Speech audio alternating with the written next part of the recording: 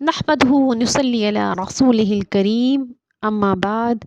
فأعوذ بالله من الشيطان الرجيم بسم الله الرحمن الرحيم رب اشرح لي صدري ويسر لي أمري واحلل عقدة من لساني يفقهوا قولي۔ سورہ یوسف آیات 36 سے 42 تک، ان میں حضرت یوسف علیہ السلام کا وہ ڈیوریشن جو کہ انہوں نے جیل میں گزارا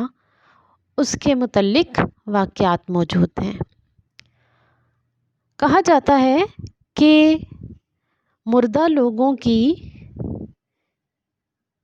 قید قبر ہے اور زندوں کی قید جیل خانہ، اس کو زندوں کا قبرستان بھی کہا جاتا ہے۔ اس کے اندر انسان کے موڈ میں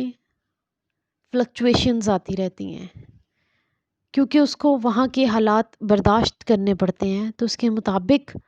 اس کے کردار میں، اس کے بول چال میں سختی آ جاتی ہے۔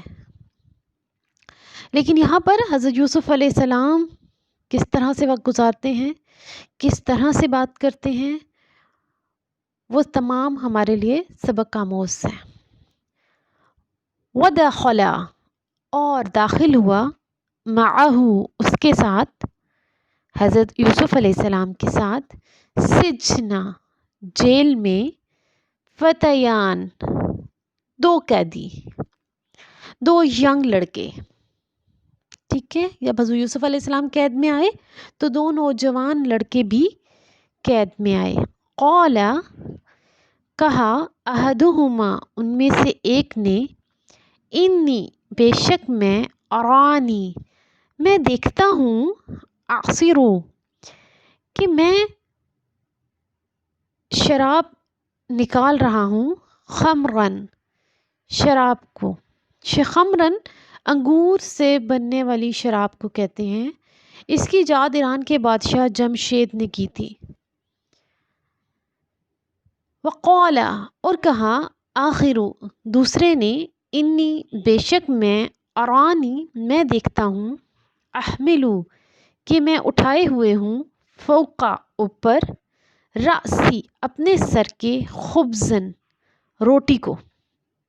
تاکلو کھاتے ہیں، طیرو پرندے، منہو اس سے، نبئنا خبر دیجیے ہم کو، بتأویلہ ان کے متعلق، ان کی انٹرپریٹیشن، یعنی کہ ہمارے یہ دو خواب ہیں، ان دونوں کی تعبیر بتا دیجیے۔ انا بے شک ہم، نراک دیکھتے ہیں ہم آپ کو، من المحسنین احسان کرنے والوں میں سے، احسان کرنے والوں میں سے کہا ان دونوں نے، یعنی حضرت یوسف علیہ السلام نے اپنا رویہ جیل میں بھی ایسے رکھا کہ لوگ ان کے پاس آتے، ان سے کلام کرتے، ان سے خوابوں کی تعبیر پوچھتے، جیسے کہ پہلے بتایا گیا کہ ہم اس کو خوابوں کی تعبیر کا علم سکھائیں گے۔ یہاں پر وہی علم سکھا دیا گیا۔ کہا جاتا ہے کہ حضرت یوسف علیہ السلام کو نبوت ہی جیل میں ملی اور وہاں پر ہی ان کو وحی آیا کرتی تھی۔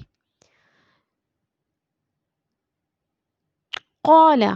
کہا، لا نہیں، یاتکما آئیں گی تم دونوں کے پاس، طعام کھانا، ترزقانی ہی جو کہ تم کھلائے جاتے ہو، یعنی کہ جو تمہارے پاس کھانا آتا ہے وہ تم اللہ کی طرف سے کھلائے جاتے ہو، الا مگر، نبأتکما میں خبر دے دوں گا تم کو، بتأویلہ تمہارے خوابوں کی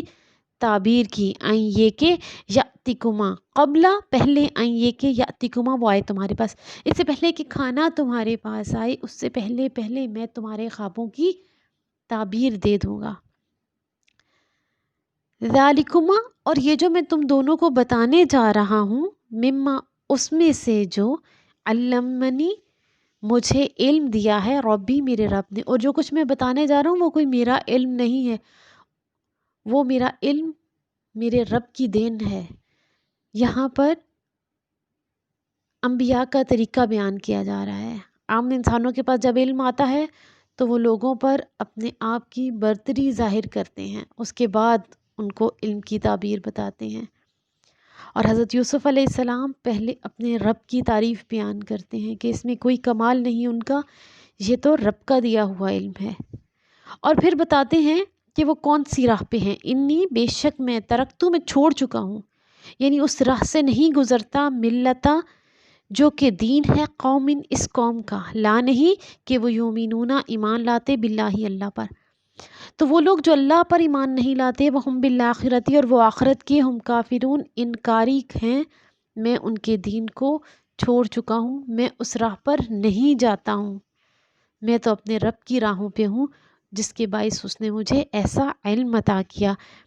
خوابوں کی تعبیر سے پہلے وہ انہیں کچھ تبلیغ کرتے ہیں کہ جو دو بندے ان کے پاس آئے کیوں نہ انہیں اللہ کی طرف بلا لیا جائے، لیکن اس کے ساتھ ساتھ تسلی بھی دیتے ہیں کہ کھانا کھانے آنے سے پہلے پہلے میں تمہیں بتا دوں گا، یعنی کہ میں اپنی بات ہی صرف نہیں کروں گا بلکہ تمہاری بات بھی تمہیں ضرور بتا دوں گا۔ اس کے بعد اپنے ساتھ اپنا حسب نسب بیان کرتے ہیں، وَاتَّبَعْتُ اور میں تو پیروی کرتا ہوں، ملتا اس دین کی، آبائی جو میرے ابو اجداد کا ہے، ابراہیم علیہ السلام کا، و اسحاق اور اسحاق علیہ السلام کا، و یعقوب اور یعقوب علیہ السلام کا۔ اپنے ساتھ اپنے ابو اجداد ابراہیم، اسحاق اور یعقوب کا حوالہ دینے کا مقصد یہاں پر ان کی قدر و منزلت تھا کہ کیونکہ وہ یہاں اکیلے ہیں اور ان کی بات اتنی وزن نہیں رکھتی، لیکن جب وہ حوالہ دیں گے اپنے آبا و اجداد کے مقرر اور معزز انبیاء کا تو شاید ان کی بات سنی جائے۔ اور ان کا طریقہ بھی وہی تھا، ماں نہیں کانا تھے لنا ہمارے لیے ان کے نشرکا ہم شرک کریں باللہ اللہ سے من شعین کچھ بھی، اور وہ بھی اللہ کے ساتھ کسی کو شریک نہیں ٹھہراتے تھے۔ بالکل اسی طرح میں بھی ان کے طریقے پر اللہ کے ساتھ کسی کو شریک نہیں ٹھہراتا۔ ذالک یہ من فضل اللہ، یہ اللہ کا فضل ہے علینا ہم پر۔ پھر بتایا کہ یہ سب کچھ جو ہم کرتے ہیں یا میرے آبا اجداد کرتے آئے ہیں، ان سب پر کرم اور فضل ہے رب کا۔ وعلی الناس اور اگر لوگ بھی ایسا کرتے ہیں تو یہ اللہ پر بھی ان کا، اللہ کا ان پر فضل ہے، تو وہ اللہ کی راہ پر ہیں۔ اور جن پر فضل نہیں ہوتا ان کے بارے میں کیا کہا، ولیکن اور لیکن اکثرا بہت سے ناس لوگ لا یشکرون کہ وہ شکر ادا نہیں کرتے۔ اس کے بعد انہوں نے خبر بتائی، خوابوں کی تعبیر بتانے سے پہلے انہوں نے نہیں کہا میں بڑا عالم ہوں، میں بڑا کچھ علم رکھنے والا ہوں، بلکہ انہوں نے اپنے آپ کو ان کے درجے کے برابر کیا تاکہ وہ ان کی بات کو غور سے سنیں، اور فرمانے لگے یا صاحب یہ سجنی،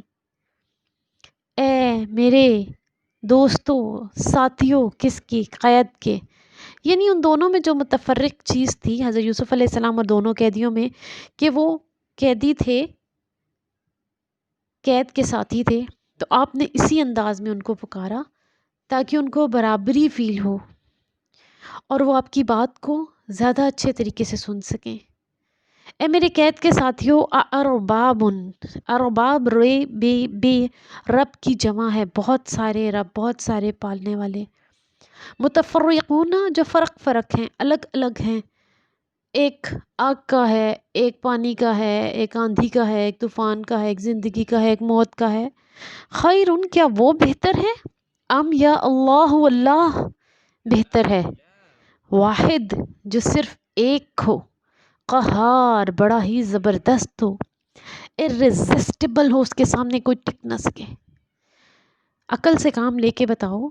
کہ کیا الگ الگ خدا ہوں تو وہ بہتر ہیں یا صرف ایک خدا ہو؟ الگ الگ خدا ہوئے تو ایک کہے کہ مجھے اس کو زندگی دینی ہے، دوسرا کہے نہیں اس کی موت کا وقت ہے، تو دونوں میں فرق آ سکتا ہے، لیکن ایک کی بات کوئی بھی نہیں ٹال سکتا، اس کا حکم جاری ہو کر رہتا ہے۔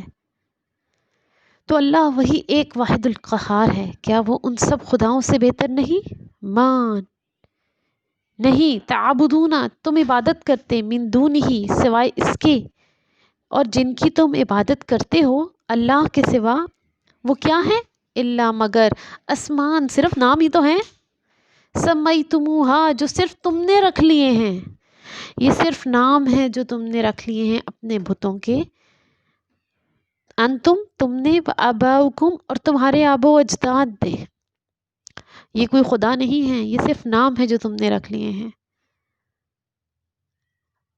اور اگر ہم سوچیں تو ہم لوگوں نے بھی نام رکھ لیے ہیں، غوث، دستگیر، داتا، گنج بخش، یہ